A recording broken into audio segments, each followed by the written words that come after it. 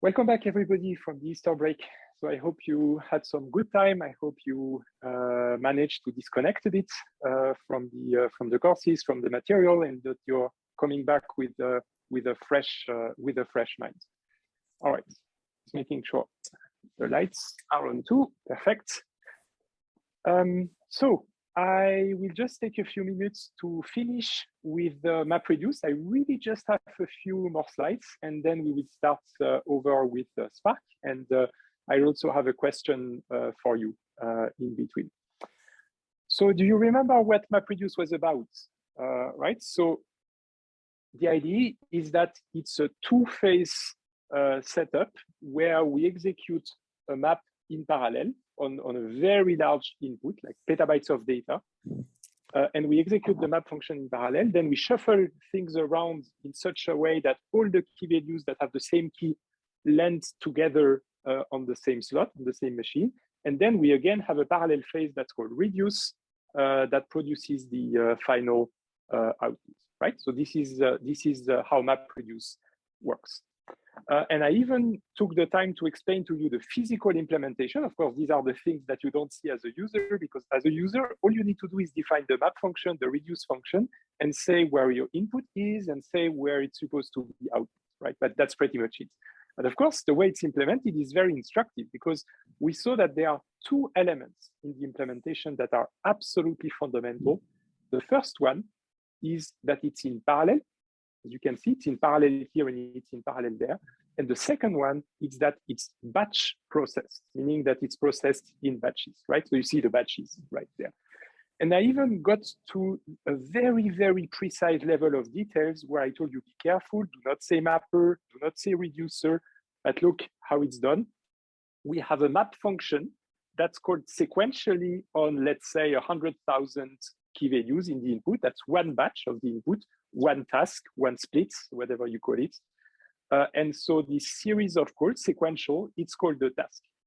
And then you execute several tasks also sequentially, one after the other. So this task and then this task on what is called the slot, right? So the slot is the actual hardware. That's the actual machine. It's a CPU, it's a core of a CPU, for example, on a server. And that core can do only one thing at a time. So this is why it's called sequentially the map function in a task, and then takes the next task again sequentially. And the magic happens, so the batch processing is because of that, because you process in batches. And the parallelism comes from the fact that we have plenty of CPU cores and plenty of machines in our cluster. So all of these slots, they work in parallel. They do it at the same time, right? So what happens in MapReduce version 1 is that we have these slots for mapping that work in parallel. These are idle, the reduce slot, they wait. Then there is this shuffling around at the end of the map phase, and these become idle, and these start working, right? The reduce slots. All right. So there was a last point that I wanted to make, because it's a tricky point, and if you get that, then that's really nice, because you really understand tiny details.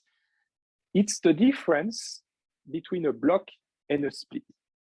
More exactly, there is a small impedance mismatch. Can anybody tell me why a split is not exactly a block typically? Imagine you're working on AGFS. I told you a split is roughly an AGFS block. So the size of a batch, these batches here are roughly on AGFS blocks. But why not exactly? Can anybody tell me that?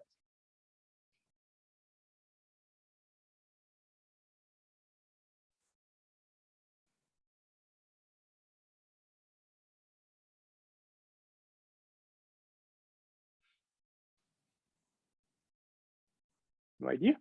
Then I will tell you. All right, so here's the thing. So I told you a task can be a map task or reduce task, and a map task right here, these are the ones we have here. Yes, do we have an answer? Yes, split needs to consist of integer number of key value pairs.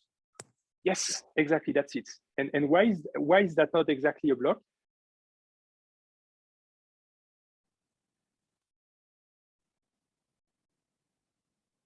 You're very close. That's pretty much it. Why is a block not a whole number of key value pairs? Or not always? A block can cut off the key value pairs in the middle. Exactly. And the reason is that in AGFS, a block is exactly 128 megabytes. Right? So we count 128 megabytes and then bam, that's the end of the block. And most of the time, you're going to land right in the middle of a key value pair. Right? So the block is basically just cutting the key value pair. So it means that the last key value pair starts on one block and finishes on a different block. Right? So it's not exactly the same thing. All right. So remember, just to give you the context, to zoom out. So we do all of these maps, right? They occur in parallel. Of course, not all in parallel, because those that are on the same slot, maybe this one and this one are on the same slot, then it will be this one and then this one. But roughly all of that is in parallel. And each batch of mapping here corresponds to a split. And a split, so you see, one mapping task corresponds to one split. So this is exact. It's exactly one mapping task for each split. And a split is roughly one block, right? Roughly one AGFS block. And the thing is, and this is what you guessed correctly, is that a split is not exactly one block. It's roughly one block, but not exactly one block, right? And the idea is that the blocks in AGFS, all they see are bits and bytes, zeros and ones. That's all that they see, because AGFS doesn't even care what there is in there. There's only zeros and ones for AGFS, right? This is what the abstraction is. But we saw that in MapReduce, the split have records. So record is just another name for a key value pair, right? So the splits are made of records. And of course, the splits, as you said, is a whole number of records. We are going to stop the split at the end of a key value pair, right? And you see that what happens is exactly at the end of a split or the start of a new split, then the key value will start on a block, but then the block will end because that's exactly 128 megabytes. And then it will continue there, right? So this is why this split is roughly that block, except that it still has a few more bits from the next blocks, right? So I hope this is clear to everybody now that there is this impedance mismatch. So of course, we said that because of the short circuiting that we saw also on HBase, the map task that corresponds to that split, that's a sequence of execution of the map function on all the records, on all the key value pairs. Ideally, that should be executed on a machine that is also the data node that contains that block, right? Because if you have the same machine that has the CPU that calls the map function, and it's also sitting on, and has a replica of the block on the same machine, we can short circuit HDFS. We don't need to go to the name node. We directly read it locally from the local disk of the same machine.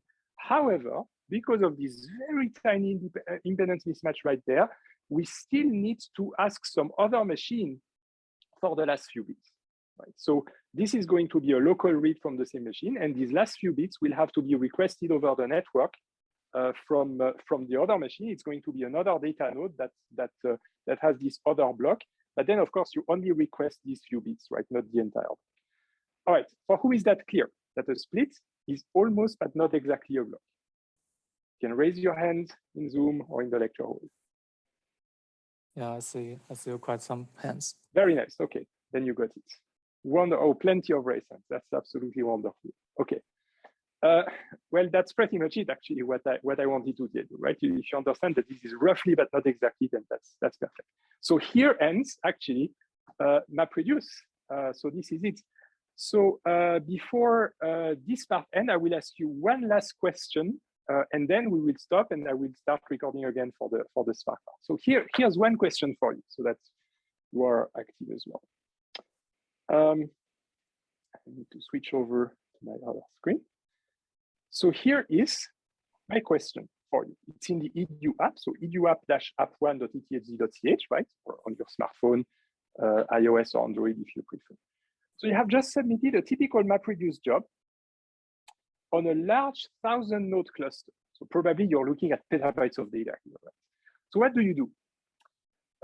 It's done before you ask. You go check the results, or you have time to go for a cup of coffee. It will be there when you are back, or you switch to something else and we'll check again in a few hours or even tomorrow overnight, or you hide from the CFO, Chief Financial Officer.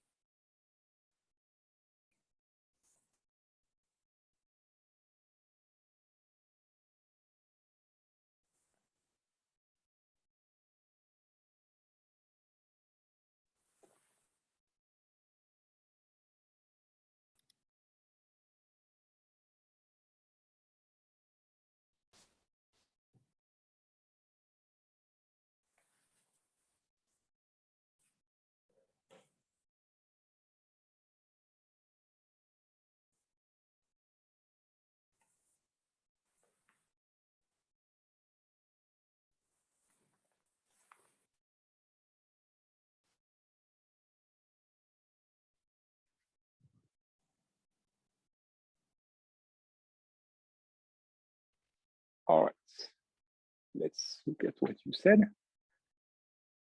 We have a majority who just go for a cup of coffee.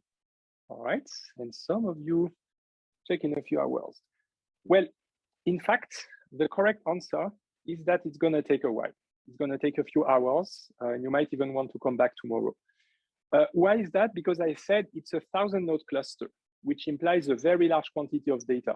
So typically, when you do MapReduce on that scale, you really have to, the ballpark in your mind that you should have is really that it can take a few hours or even one day to do that. So it's typically something you do during the night, and then on the next day, you have the results.